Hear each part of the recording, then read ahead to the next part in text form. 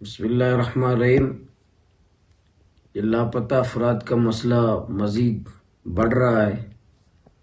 بہت ہی تشویش اور پریشانی کی بات ہے کہ ہم بار بار اسمبلی کے اندر بھی، اسمبلی سے باہر بھی بار کہہ رہے ہیں کہ لاپتہ نوجوانوں کو لاپتہ کرنا، ماؤں کے بیٹوں کو لاپتہ کرنا، نہ دین اس کی اجازت دیتا ہے، نہ قانون اس کی اجازت دیتا ہے، نہ انسانیت اس کی اجازت دیتی ہے۔ یہ کسی بھی معاشرے میں اچھی روایت نہیں ہے کہ بغیر کسی جرم کے، بغیر کسی FIR کے، بغیر کسی کو بتائے اس کے بچے کو لاپتہ کرنا۔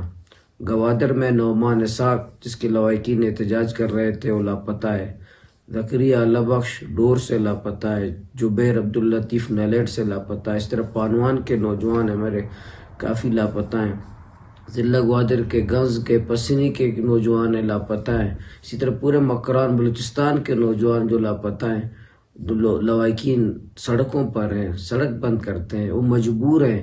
کوئی عدلیہ نہیں ہے، کوئی عدالت نہیں ہے، کوئی سننے والا نہیں ہے، کوئی قانون نہیں ہے، کوئی جمہوریت نہیں ہے، کوئی انصاف دینے والا دروازہ نہیں ہے، تو ان کے لواحقین مجبور ہیں کہ سڑکوں پر آئیں، روڈ بلاک کریں۔ اس کے علاوہ ان کو کوئی راستہ نہیں۔ شدید سردی کے اندر بھی وہ روڈوں پہ آ کر بیٹھتے ہیں۔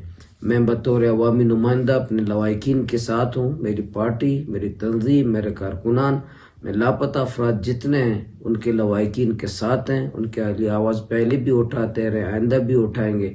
میں ریاست کے اداروں سے، وفاقی حکومت سے، صوبائی حکومت سے یہی گزارش کرتا ہوں فوری طور پر ہمارے جتنے بچے اور نوجوان لاپتہ ہیں سب کو بازیاب کیا جائے۔